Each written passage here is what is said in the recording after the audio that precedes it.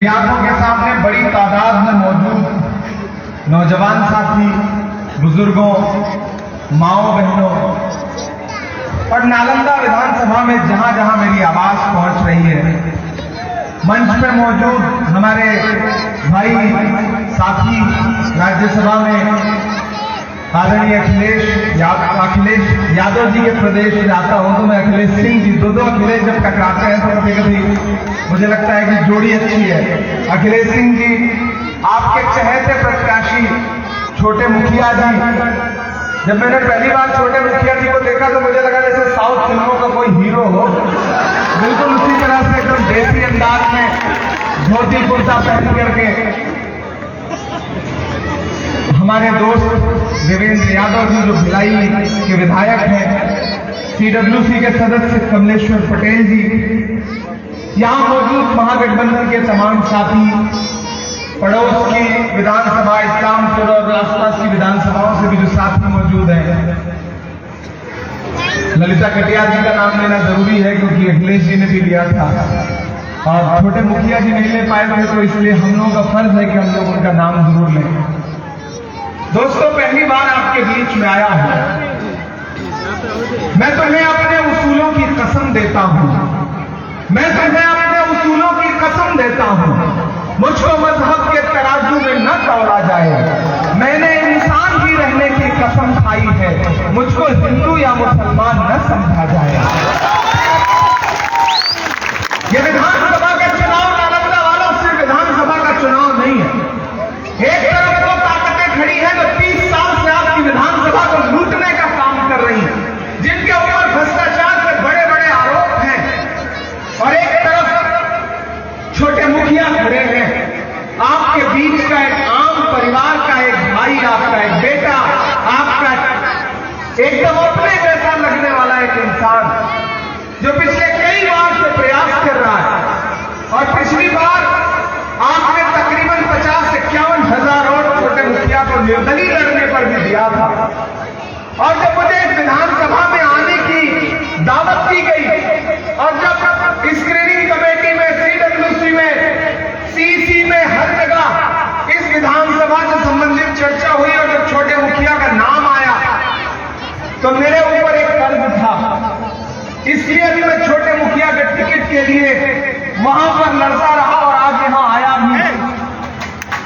वो कर्ज ये था कि पिछली बार मैं इस विधानसभा में आया था कांग्रेस प्रत्याशी अपने साथी के लिए वोट मांगने, और मुझे हमेशा एक मेरे सर पे बोझ रहा। मुझे ऐसा लगा कि पिछली बार अगर थोड़े वोट इधर उधर हो गए होते तो भाजपा जीत ना पाई होती।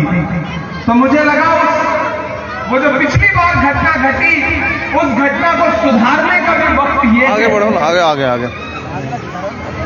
नादान हो, इस दौर में क्या ढूंढ रहे हो तुम? जहर की शीशी में दवा ढूंढ रहे हो?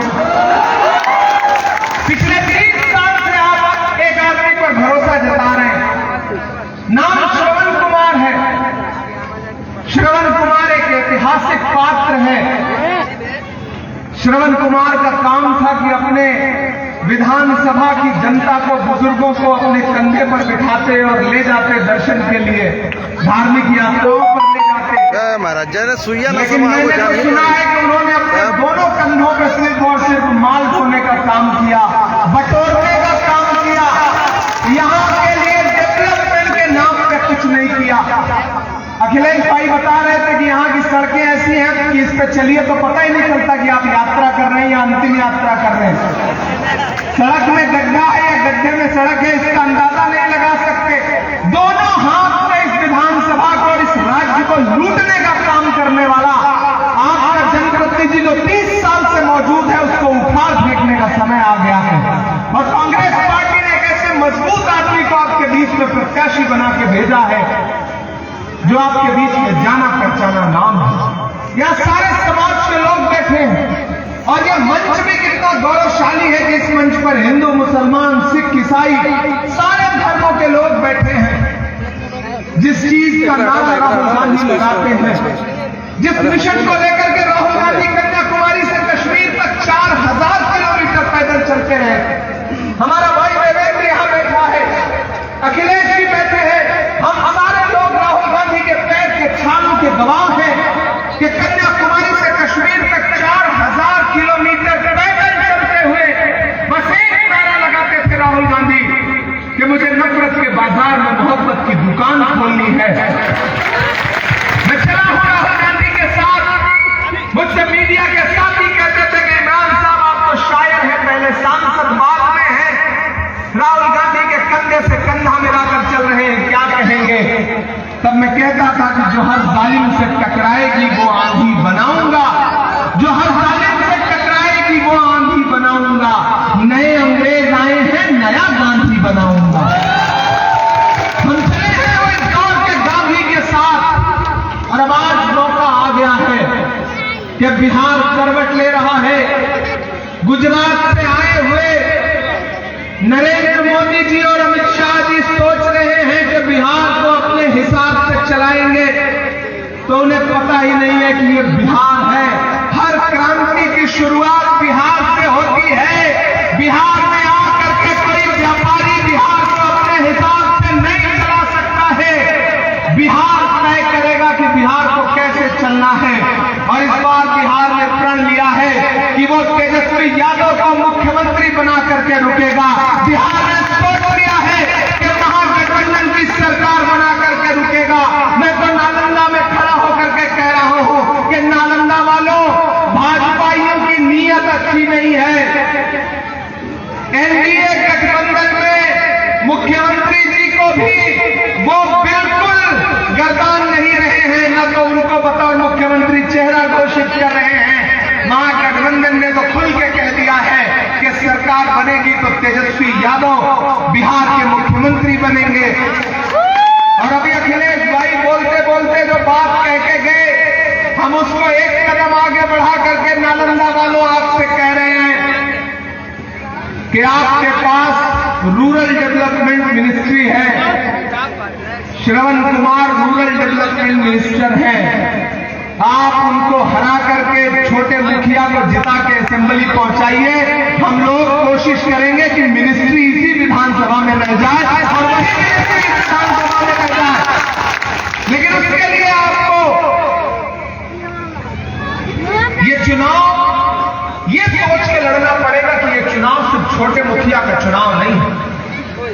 महान बादशाह सिकंदर ने जब यूनान फतेह किया तो जीत का जश्न मनाने के लिए शहर की सड़कों पर निकला, तो उसने देखा कि पूरा शहर जश्न मना रहा है, लेकिन एक फकीर आदमी, बूढ़ा आदमी सड़क के किनारे बेखबर होकर के सो रहा।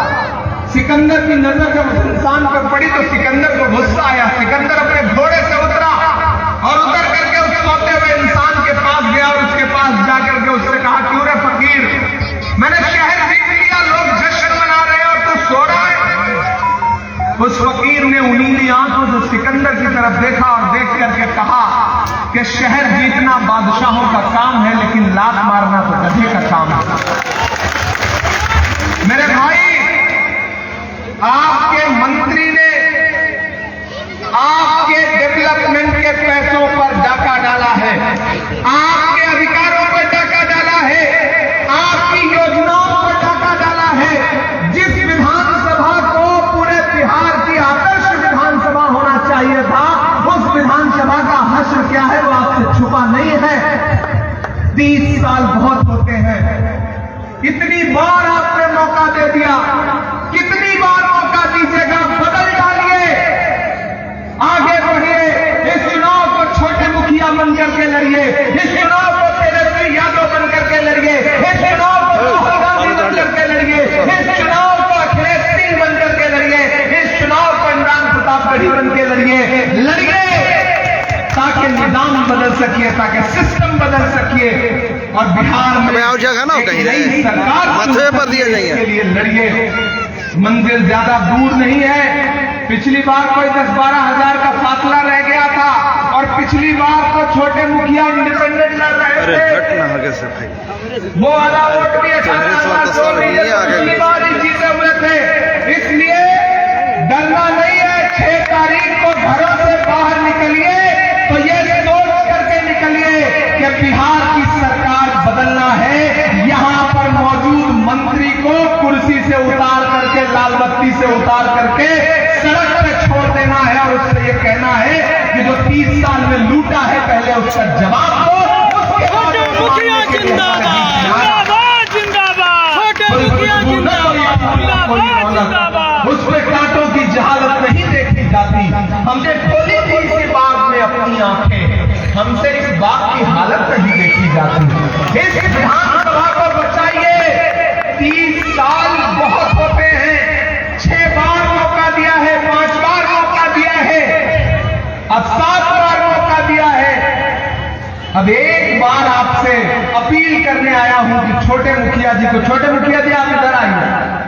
तो आपको देख के मुझे बिल्कुल ऐसा लगता है जैसे साउथ फिल्मों का कोई हीरो। छोटे मुखिया जिंदाबाद। आपके परिवार का, एकदम आपके गांव का जैसे मुखिया होना चाहिए, वैसा ही एक व्यक्ति आपसे विधानसभा का मुखिया बनने के लिए अपील कर रहा है। जिताइएगा ना, दीजिएगा ना मौका। ये माला पहनाएगा इनको। छोटे मुखिया जिंदाबाद। ये जीत की माला है जो मैं अभी से इन्हें पहना रहा हूं। मेरे आने को मायूस मत करिएगा। मैं अपने समाज के लोगों से भी अपील कर रहा हूं कि अगर आपके मुद्दों पर लड़ने के लिए रात के 2:30 बजे देश की पार्लियामेंट में राहुल गांधी खड़ा है, अगर आपके मुद्दों पर लड़ने के लिए राज्यसभा में 3 बजे वोट देने के लिए सोनिया गांधी जी मौजूद हैं, अगर आपके हर मुद्दे पर लड़ने के लिए देश की संसद से सड़क तक इमरान प्रतापगढ़ी खड़ा है, तो फिर आप पर मेरा अधिकार बनता है कि मैं आपसे अपील करूं कि अपना एक वोट लेकर के घर से बाहर निकलिए और कांग्रेस को एक वोट दीजिए। मुझसे राहुल गांधी जी ने कहा, मुझसे कांग्रेस पार्टी ने कहा कि नालंदा जाओ और अपना अपने समाज के लोगों से, नौजवानों से, माओ से, बहनों से अपील करो कि अपना एक वोट छोटे मुखिया को हाथ के पंजे के सामने वाला बटन दबा करके दें। आप छोटे मुखिया को जिताइए। 2 वादा आपसे कर रहा हूं। आप एक विधायक जिताओगे, एक सांसद साथ में फ्री पाओगे। एक और सुनिए, इससे अच्छा ऑफर तो नहीं होता है ना, एक के साथ एक फ्री पाओ। ये नालंदा के मुद्दों पर आपकी असेंबली में लड़ेंगे, मैं नालंदा के मुद्दों पर देश की राज्यसभा में लड़ूंगा, ये आपको भरोसा करा रहा हूं। वैसे तो सरकार रहेगी, इनके पास बहुत बजट रहेगा, लेकिन यहाँ अखिलेश भाई भी बैठे हैं। ये आपके बिहार से राज्यसभा सांसद है, इनका भी खजाना बड़ा मजबूत है। तो जब भी नालंदा के डेवलपमेंट के लिए छोटे मुखिया जी को बजट की जरूरत पड़ेगी, हम खुद अखिलेश भाई की कलम पकड़ करके, उनका हाथ पकड़ के उनसे कहेंगे कि हमारे आपके चलने पर आपके समाज में, हमारे समाज में और सर्व समाज ने छोटे मुखिया को वोट दे करके विधायक बनाया है, तो आपको अपना बजट भी नालंदा में देना है। अखिलेश बाबू जिंदाबाद, जिंदाबाद जिंदाबाद, अखिलेश सिंह जिंदाबाद, जिंदाबाद जिंदाबाद। ज्यादा कुछ नहीं कहना है, बस इतना ही अपील करना है कि आज से हम लोग बिहार चुनाव प्रचार में निकले हैं और आज दूसरी सभा यहां करने के लिए आए हैं। बिहार की सरकार हो या दिल्ली का चौकीदार हो, दोनों को ये बताना है, दोनों से सवाल पूछना है कि कहां सोया है चौकीदार। मुझे पता है भाषण सुनते सुनते आप थक गए, ज्यादा भाषण नहीं सुनाऊंगा, लेकिन ये वही बिहार है जहां आपकी बेशकीमती जमीनें, जिसमें आप धान उगाते हैं, जिसमें मक्का उगाते हैं, जिसमें गेहूं उगाते हैं, वो जमीनें 1 रुपए एकड़ सरकार ने किसको बेच दिया? अडानी को दे दिया।